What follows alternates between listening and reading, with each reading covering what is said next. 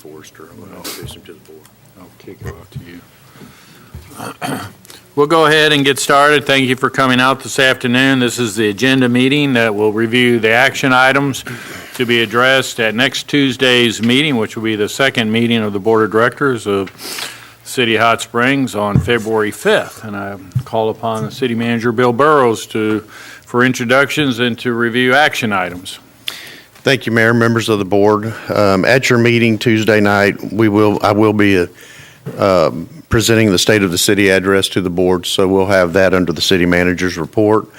Mayor, before we get into the agenda items, I'd like to recognize our Public Works Director, Denny McFate, and he will introduce our new urban forester to the board. Okay. Welcome. Thank you, Mr. Burrows and members of the board. I'd like to introduce to you our urban forester, whose first day on the job was this past Monday, Alan Bates. He comes to us from the Garland County Cooperative Extension Association. Alan, you want to say a couple words? Well, I am a native, raised and born right here in Hot Springs. We lived here all my life. For the last 7 years, I have been the horticulture agent for the University of Arkansas Cooperative Extension here in Garland County. Saw hundreds of trees. No one ever called me when they were doing really well. I went out and looked at them when they were sick. And so looking forward to working with the public, educating them about our trees and the importance of them, and hopefully how to prune them and take care of them. Well, thank you very much. Welcome aboard. Welcome. Yes, sir. Thank you, Alan. First item for consideration will be the resolution number R1908, a resolution awarding a contract to Christ Engineers Incorporated for certain professional design and construction engineering services related to Phase 2 of the 2019 Waterline Improvement Project. And our project manager, Mr. Todd Pillar. Thank you very much. Good afternoon. This resolution will be for awarding a contract or task order to Christ Engineers to do our 2019 Phase 2 waterline improvements. We did a rate and rank in the utility and engineering sections or departments, and found that Christ was best suited for this particular work. Their task order will be in the amount of $83,620, and it's for Phase 2. Normally for the waterline projects, improvements, we have used Carl Hansen or McLaughlin Hansen, and Carl's done our 16, 17, 18, and Phase 1 of 19 waterline improvements. But this one's a little bit more of a specialty case, and we thought that Chris was better suited to handle the work. Carl, our Phase 1 will bid on February 25th. That's about $1 million worth of work. And this Phase 2 that Chris is going to do will bid 60 to 90 days and will be around $700,000 to $720,000. But all of this, the engineering for Carl and Chris, and for the construction of these Phase 1 and Phase 2 projects, will be from the 640 standard 2019 utility distribution budget.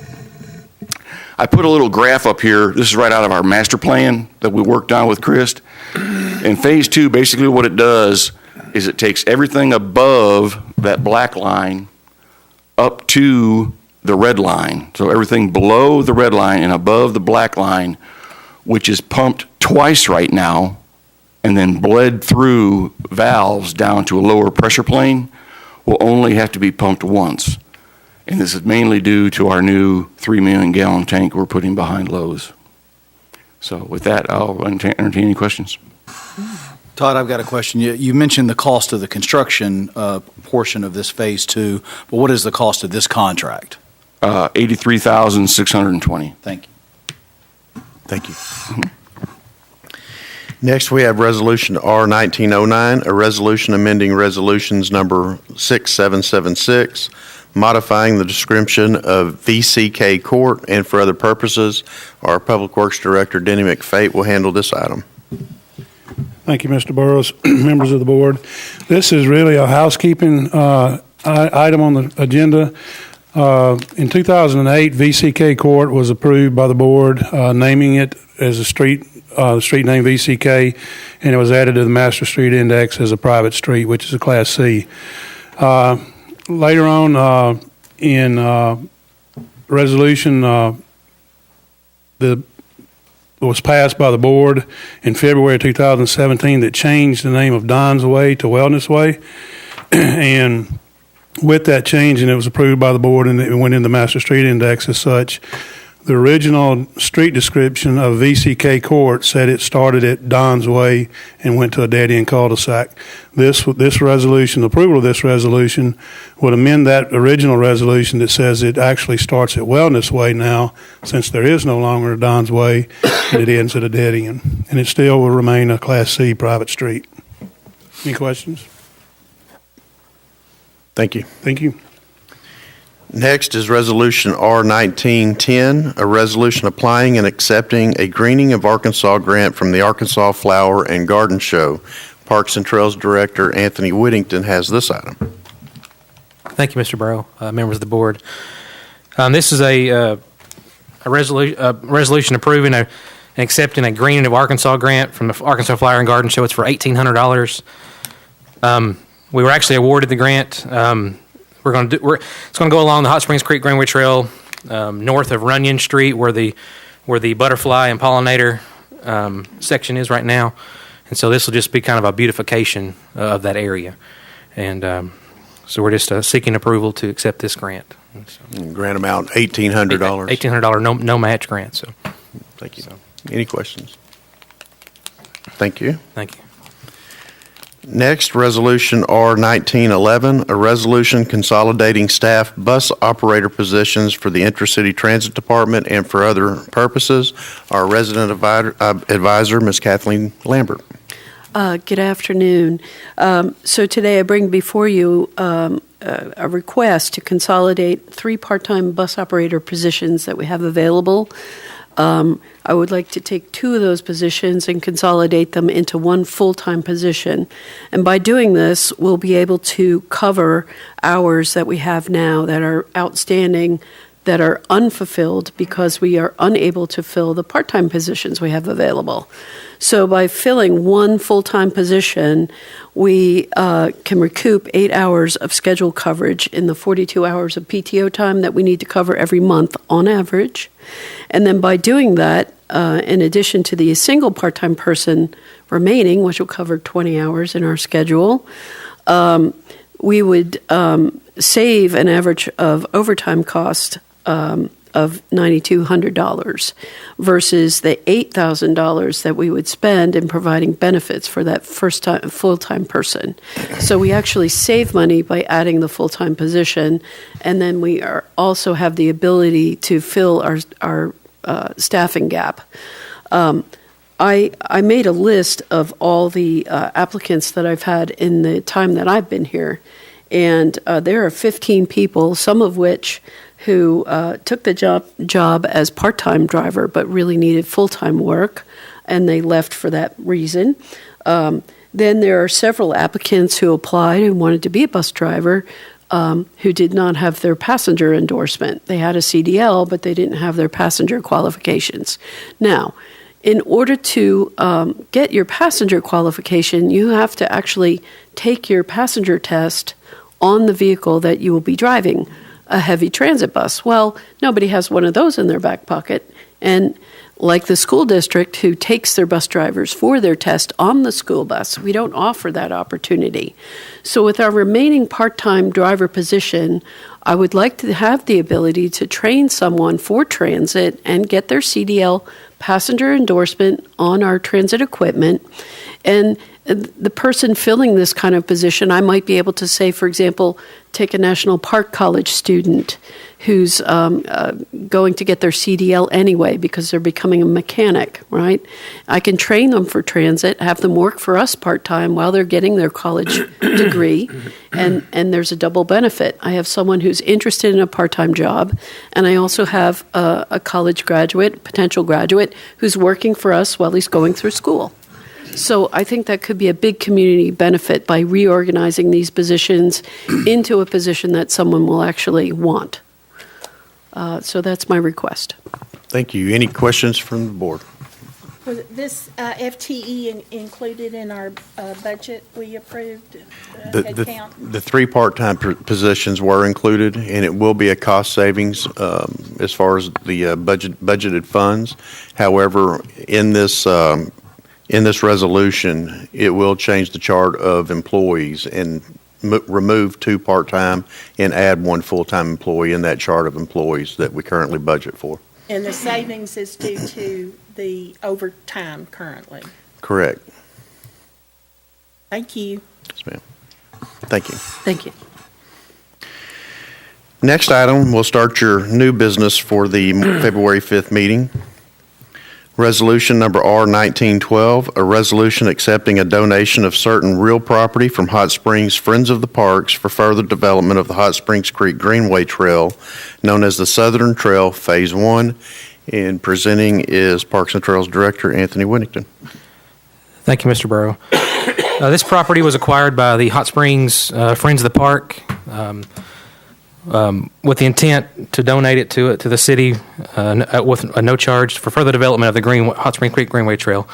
As you see on the screen, it's kind of a shape of a letter of the number 7. It's 1.20 acres, and so this is the last section we need to acquire to get our go from the where it ends right now, 850 feet past golf links there, to all the way to TV Hill. So this is our last section we needed to acquire to move forward. We do have grant funding in place to take the trail to TV Hill right now. So this is we can move with bidding out and construction of that area of the greenway. So yes, ma'am. This will take it to the end of TV Hill where that area is Correct. gated off right now. Yes, ma'am. Yes, ma'am. And then when that's finished, is that barrier going to be open during the day? Yes, ma'am. Will lighting go there? I've heard from residents in that on TV Hill down towards there about no lights down there. It's in the plans to maybe add some solar lighting in that area for security purposes. Yes, ma'am. Yes, ma'am. Thank you. Thank you. Thank you. Next, Resolution R1913, a resolution approving the extension of the aviation fuel agreement with AvFuel Corporation. I think Mr. Spicer is going to handle this item. Thank you, Mr. Barrow. This item comes to the board as a request for a contract extension. AvFuel has been the city's AvFuel provider actually since 2001. This was bid out in 2015. This is the third of a possible 4 extensions, and the airport and the staff are very pleased with AvFuel, the pricing and the support that they provide the airport throughout the year, which includes the addition of use of 2 fuel trucks, which has been very helpful to the city. So the request is to extend the current agreement with AvFuel. Any questions? Next item is Resolution R1914, a resolution approving an analysis of impediments to fair housing choice study. And presenting is our Planning Director, Kathy Selman. Thank you.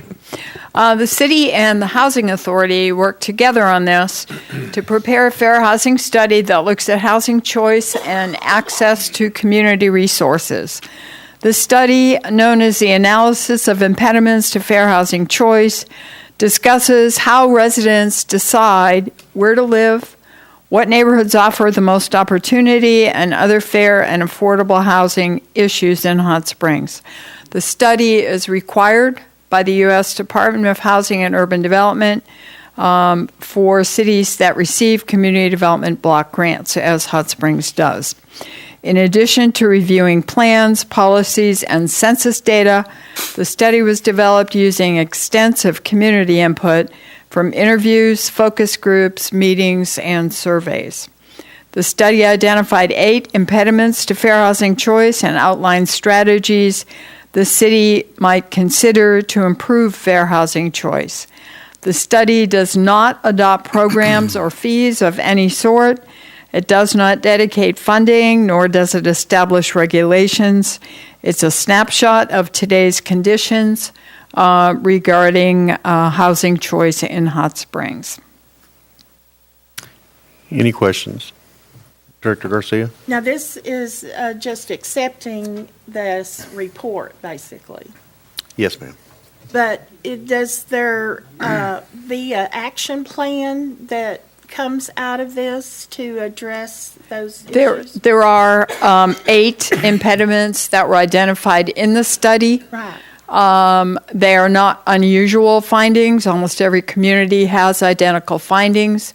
And the study does have recommendations. However, none of those recommendations are adopted by accepting the study.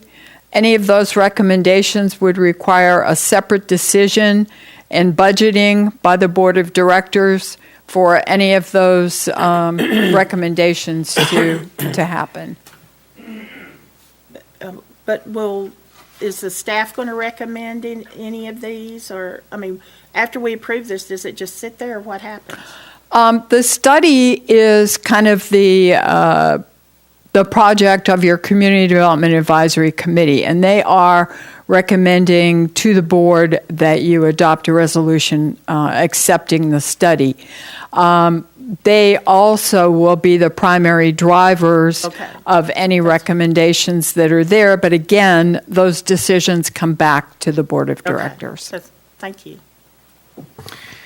And that dovetails really into our next item, Resolution R1915, a resolution amending Community Development Block Grant Fiscal Year 2019 Annual Action Plan as amended to reallocate $7,503.14 to eligible fair housing, education, and outreach activities. Again, Ms. Selman.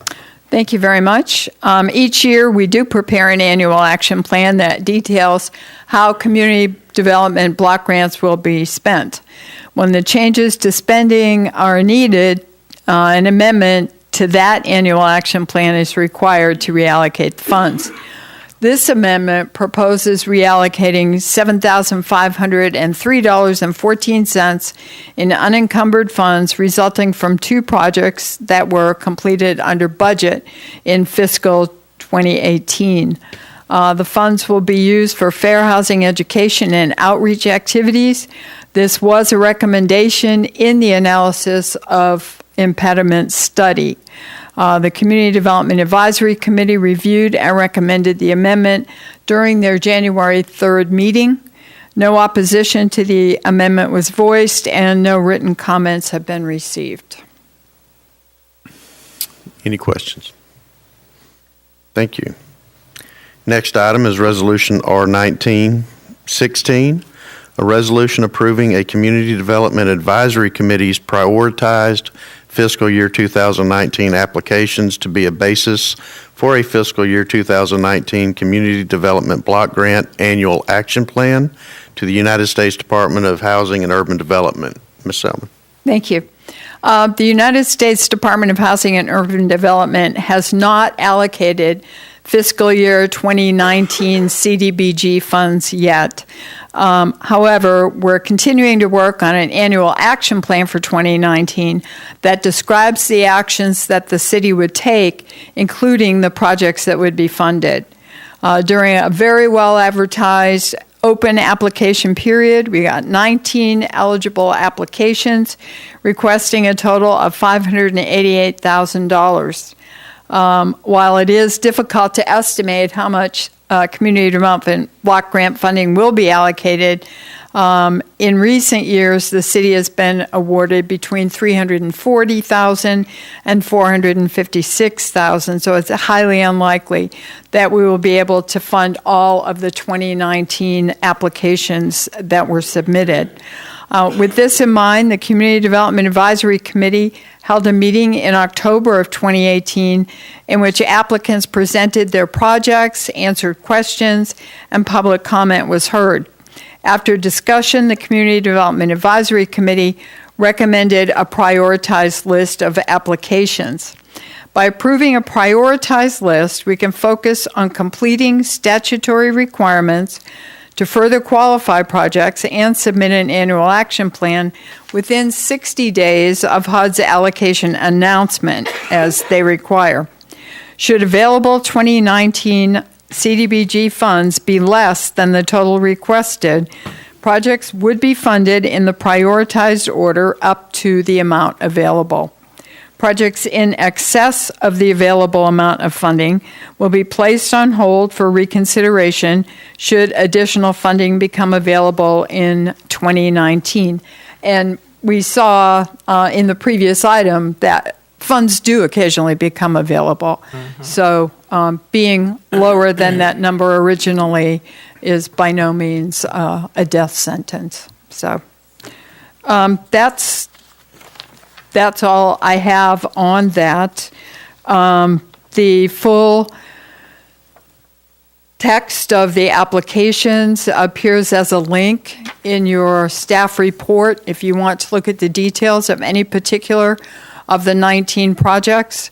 And of course, you will have the prioritized list also in that packet.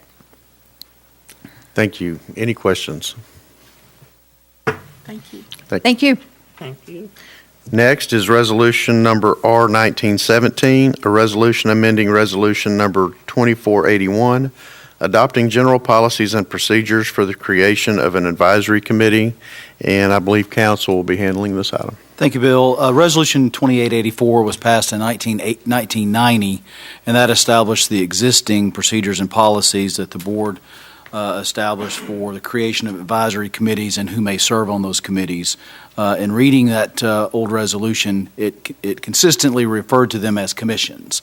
Advisory committees are not commissions, and so this resolution would repeal the 1990 resolution, correcting that ambiguity, so it would just state the advisory committees. It also had some ambiguity as to who could serve on advisory committees. You've been given a list even today of various openings that we have on advisory committees. There was a phrase within the old resolution that said that an appointed official could not serve on an advisory committee, and that had been interpreted to include anyone serving on another advisory committee or a commission. And so this would alleviate that prohibition to open up service on these advisory committees by someone who may happen to be serving on another commission or committee. Any questions? Thank you.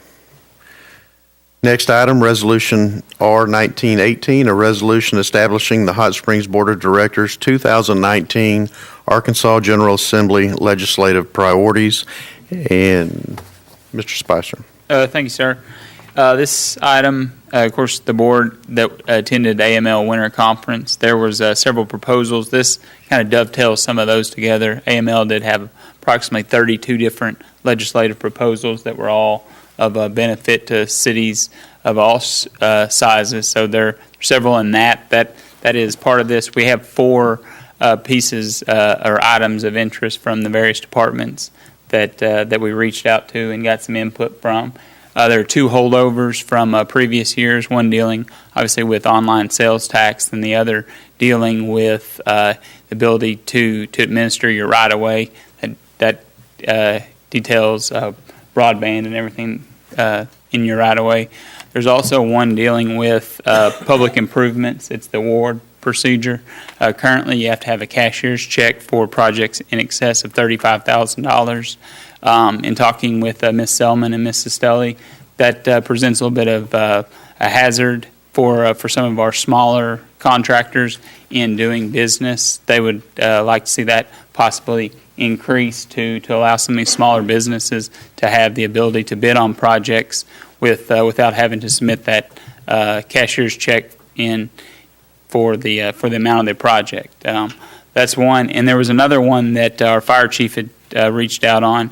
It kind of muddies the water as far as the maximum age of a firefighter that can be put into service. Currently, it's 35 years of age. The way that the legislation is written, it doesn't exactly give you an age. It presents some other items and says if you subtract this, you come to this number. Ed said that's obviously very convoluted. He would like to see it list the age. That piece of legislation is obviously one of probably many now that we may want to be monitoring, but that was one Chief Davis specifically had mentioned. Any questions? Director Garcia? You said it included several, it doesn't include all of the AML? It does. It It is. includes all? Yes, ma'am. Okay, thank you. Can I just ask a rhetorical question? If we have a minimum age for an applicant on the fire department, I'm assuming it's because of their physical fitness for the job. How does that score with the firefighters who are of much senior age today? I think this particular bill addresses both minimum and maximum age requirements. Yeah, this bill, which is a safe harbor under the ADEA, that allows police or fire to set a minimum age, which is 21, to apply, and a maximum age for application. It's not that an officer who is 35 or a firefighter who is 35 must retire. We just can't take an application from someone who's coming into the fire department who is over the age of 35. Okay. I understand that, but if we have an applicant who comes in at age 40, Yes. and we have firefighters already existing at age 45, how do we reconcile that obvious difference? I think there's various ways you could look at it. It's the investment that you've made in the employee and the training that they've received while they've been in the department, but 35 is the cutoff for applications. Okay. There was one version of a bill, though, that allowed training to be taken in consideration, and you could deduct the years of training from your actual age, and then the difference could not be more than 32, if I remember that. I haven't seen that bill. Thank you. Next, we have resolution number R 1919, a resolution establishing a Washita Avenue Entertainment District with the city of Hot Springs. And Denny, will you be handling this item? Public Works Director Denny McFate. Thank you, sir. Mr. Burrows and members of the board. Area businesses in this area have expressed an interest in establishing an outdoor entertainment district, which would go from the corner of Market Street in Washita along the west side of Central to include the parking lot on the north side of Chapel Street. And there's a exhibit at each one of y'all stations that shows what that district would look like. We got it on the screen too. By approving this resolution, it would enable special events to take place in the outdoors area of this district. And also it would be subject to review through the special event application process that would have to be reviewed and approved by all applicable city departments, just like our other special events do. And I think there's 2 business owners, then both of those have approved and expressed an interest in moving forward with this. Any questions? A lot of this is vacant property or parking lots, isn't it? Yes, sir. Out of all of that, there's only 2 parcels that has buildings on it. The cellar, beer cellar, and then the lender's title are the only 2 structures that are there. Rest of it's open space.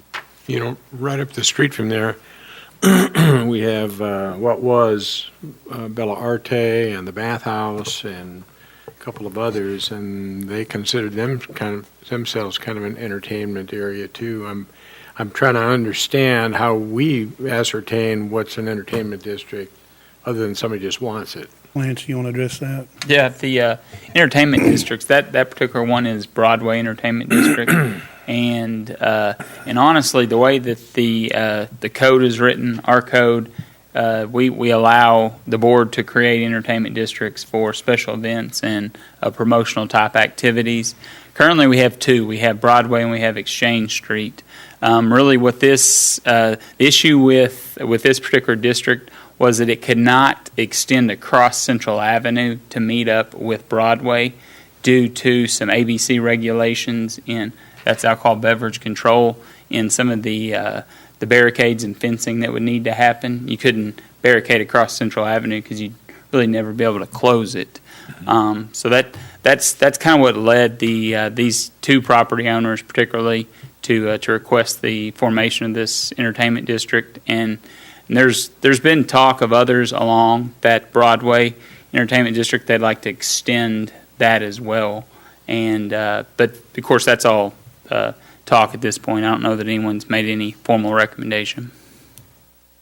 That allow the beer cellar to close Washita Avenue? come there for some It- event or whatever? Just that section to market. They could Triangle. request to do so, yeah. It would go through Denny and the public safety groups, traffic review to ensure that, businesses are notified that it doesn't impact their existing business hours and that obviously the pedestrians and traveling public are safe. Yeah, and they do have to be totally fenced in, contained to be permitted through ABC. Yes, ma'am. If that includes that section of Washita Avenue, if you're southbound on Central, you would have to go to Market? Yes, You would ma'am. go to Market Yes, and ma'am. turn? Or either continue on down to Grand. You'd have But I those. meant to go on Washita. Yes, ma'am. You could, If you needed to get to a business on Washita, you'd turn right on Market. And we envision this, typically those events that we have in our entertainment districts are almost always weekends, Yeah. like Friday night, Saturday, sometimes into Sunday. And this would also offer up an additional area to expand the activities for the St. Patrick's Day Parade. I was going to say, is it going to get passed in time enough? If Yes, we sir, it pass will. to- If it passes Tuesday, it will be in time. Does that include Confederate Square in there too? It does not. If Triangle part that's left that's out what right that there. is. It does not include their property. it goes to the sidewalk of our right-of-way. Thank you. Thank you. Thank you. Next, we have this begins the ordinance of your agenda. Ordinance number 01908, an ordinance amending ordinance number 6211, adopting new regulations governing the extension and connections of municipal water and wastewater services, declaring an emergency and for other purposes. And I believe council will handle this one as well. Thank you, Bill. The proposed amendments to Ordinance 6211 are primarily aimed at economic development outside of the city limits of Hot Springs. Section 1, paragraph J2, sets out the criteria by which connections or extensions can be made outside of the city limits. This would allow for connections and extensions outside of the city limits if it falls under a category that qualifies for job incentive awards from the Arkansas Economic Development Commission. Those fall under 4 categories. It's Arkansas Advantage, that's an income tax credit program, ARC Plus, which is an income tax credit, the Create Rebate, which is a cash rebate from the state, and the Infrastructure Grants, which is the governor's program. In addition to that, it would also allow that if the requested location is owned by the city of Hot Springs or one of its component units, which would include Mid-America Museum, which is undergoing some renovation and is requiring utilities, which currently are not permitted under our policy. The requested location is within the geographical boundaries of Mid-America Industrial Park, which also is not within our planning area, or the requested location is within the geographical boundaries of the Garland County Industrial Park on 270 East.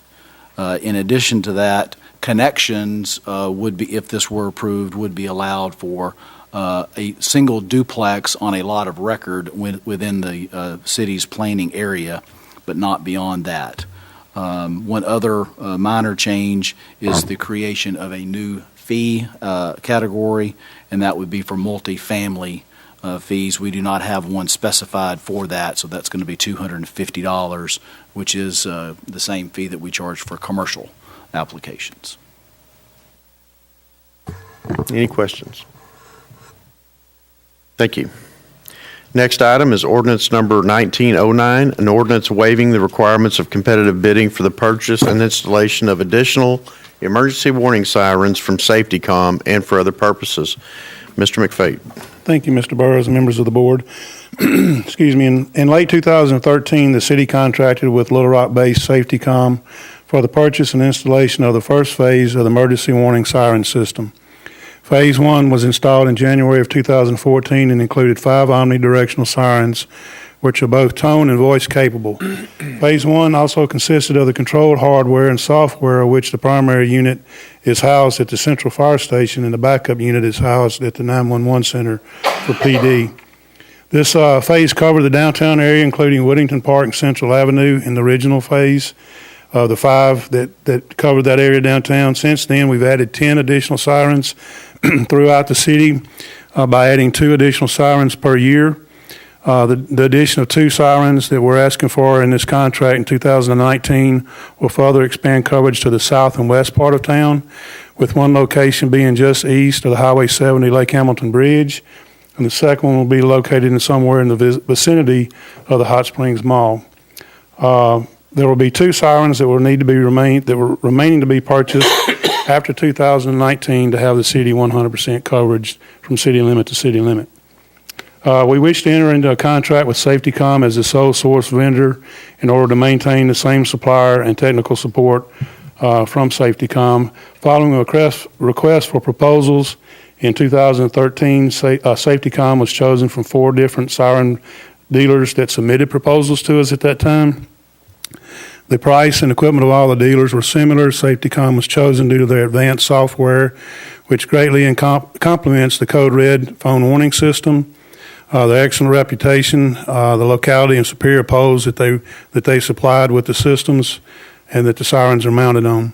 The proposals were ranked and rated on multiple parameters, including method of doing work, qualifications, experience, and cost, and the city has been pleased with SafetyCom's equipment and service to date. The total cost of the 2 new sirens installed is $77,184.62, and it is included in the 2019 stormwater budget. Any questions? Thank you. Thank you. Next item is ordinance number 1910, an ordinance amending ordinance number 6037, accepting a new section of right-of-way off of Tatum Street and for other purposes. Again, Mr. McFate. Thank you again, sir, members of the board. In 2014, when this section of town was annexed, Tatum Street was approved by the board of directors for city maintenance. Since that time, we've had some developments down on the Hot Springs Creek Greenway. We've got the property, we've acquired the property at the end of Television Hill. So moving forward with plans at this date and time, when Tatum Street was accepted by that ordinance, the maintenance went to the end of the pavement at the end of Tatum Street. Now that we own the property at the creek, we need to, we're asking to approve and modify the description of the area that we maintain of Tatum Street for approximately another 130 feet over to our property line, which is the Gene Wallace Trailhead property. So the approval of this would also allow us to change the description in the Master Street Index as well as maintain it. Any questions? This will be utilized for the last phase when we do the second part of the trailhead, where we have a pedestrian bridge that actually links Tatum Street to our property for that neighborhood connection. Thank you. Next item is ordinance number 1911, an ordinance approving a street name Arvest Way located between Fowles Road and Section Line Road, accepting Arvest Way as a city street and for other purposes. Thank you, sir. My last one. The Harvest Bank is located on the corner of Fowles and Section Line Road, is requesting the naming of a private street that is located, that cuts through between Harvest Bank and Keystone Crossing, which connects Section Line and Fowles Road. These streets have been inspected to meet city street specification. Matter of fact, they have milled that street in the last few months and totally repaved it, as well as made sidewalk repairs that were needed along that section of roadway. So therefore, staff recommends approving the naming of this street Arvest Way and the acceptance of the street and right-of-way for city maintenance. Any questions? Yes, ma'am. This was originally the bank built as one of their driveways. Is that correct? It connected their driveways on the backside of them, but it also connected 2 public streets. And, the general public uses those roads all the time. I use it frequently. So, yes, ma'am, So once it becomes a city street, we will have the signage in that, be responsible for any signage there? Within our right-of-way alone. It's 40 foot of right-of-way they're dedicating. So anything that's in our right-of-way has to be either our signs, or if it's their signs, it has to be outside our right-of-way. Well, there's been a few near misses there where they have turns going into the ATM and the drive-through windows from on this section. So we might want to look at that because the they're so close together that there's been some near misses right We can there. do that. Yes, ma'am. Thank you. Any other questions? Thank If we you. do this, Harvest will have its way. So smart. Mayor, your final item for your February 5th meeting is ordinance number 1912, an ordinance amending ordinance number 5329, adopting the Hot Springs Plumbing and Gas Code 2003 edition, as amended, hereby repealing certain sections relating to RPZ testing and for other purposes. Mr. Spicer. Thank you. The board will recall they had a citizen come and address, particularly on lawn sprinkler RPZ, reduced pressure zone assemblies. He had brought up a couple points that honestly this particular code had been on the books for some time, and really one of the things that he highlighted was the testing equipment. Specifically, we require digital testing equipment. That's quite expensive equipment for those that are allowed to do it. And honestly, in talking with our building staff and the utilities, they felt like that was not a requirement that we needed to keep in place. You can allow mechanical testing, which the equipment is not free, but it's much cheaper than the digital testing equipment. We would accept mechanical or digital is how the code amendment will go. Obviously, over time, you'll move away from digital. One thing that the gentleman did bring up was the licensed plumber portion, which kind of limits some of those to do that type of work. In visiting with staff, we feel like the RPZ is really kind of our last line of defense when you're talking about backflow into our system. So it's really a safety thing, and we would not recommend changing that particular requirement to require a plumber to do that type of work. I thought it said master plumber in the code, and that we don't need a master plumber. Plumbers, really, you have journeyman, apprentice, and master. So yes, it would be a master plumber. But why does it have to be a master plumber? And is that only for the city connections, or is that applicable to county connections as well? Anyone that gets a plumbing permit, I believe. They're connected to our system. It would require a master plumber. But is it enforced Yes, ma'am. Yes. in the county too? It is. Yeah, and that's one of the things that the gentleman had brought up was we're a little bit of an outlier in that particular area. We're one of the only ones that require it. But like I said, in visiting with staff, they felt like that was something from a public health and safety standpoint to continue. What is the Well, connection? I know people that aren't getting a master plumber, so I don't see it being enforced. And I don't understand why it has to be a master plumber. From a safety standpoint, and I don't want to get too far into it, but a testing technician, there are some classes that you're able to take. The training itself is relatively minimal, limited to some degree. Master plumber, of course, itself, they have several years of school and a good investment in that regard, and really they're highly trained to do a lot of that work. The RPZs themselves, they may not look like much, but they do prevent backflow into the system. So when you're talking about funerals, chemical type components, you really want to have someone that knows what they're doing when they're dealing with those type of assemblies. And journeymen can't do that. They can if they're under the tutelage of a master plumber. Yeah, because most of them work for one. Yeah, that's correct. And they know how to test it. But, I mean, I don't see how the city's enforcing it. When I have my RPZ removed and installed, how does the city know I did it? Who did it? They would get a permit, I believe. Yeah, should get a permit. There is a requirement for a permit in the code. It has not been enforced. It is being enforced now, and that will change that situation. Okay. What does it cost to have an RPZ connection and an RPZ removed?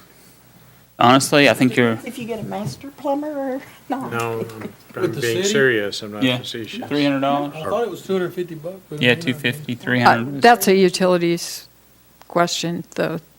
That's connection. $250 to have it removed and $250 to have it reinstalled. The permit, I believe, is $30. Yeah. That's the part I know What does a about. plumber charge, though? That's my question. The plumber It's charges, going to be $85 an hour. yes. The biggest change in the cost is the requirement to have a digital readout. That particular equipment's about $8,000, and from my understanding, there's only a couple of plumbing vendors that have that equipment. So we think by changing that to a mechanical reading, that we'll still have protection within our system if we continue with the master plumber, at least being the person that's pulling that particular permit. We should see those costs go down because they don't have the digital readout that they once needed to have. There's only one or two that can do RPZ valves. Yes. Gerald Plumbing is one. I don't know who the other one is, but I know. There's more than Boss City. that doing them. Oh, I know that. But this should open that up once we allow mechanical testing versus just that digital readout. I think they're the only ones that actually had the digital equipment. Yeah, that's what I'm saying, yeah. There's the one you have to call right now if you want a master plumber that's supposedly licensed by the city or whatever. That is staff's recommendation. Mayor, that's all That we have on your concludes agenda. our action items for next Tuesday night for the February 5th meeting of the City Board of Directors, so there be no further business. This agenda meeting concludes. Thank you. Anthony. Not here no more. Mr. Larry Williams,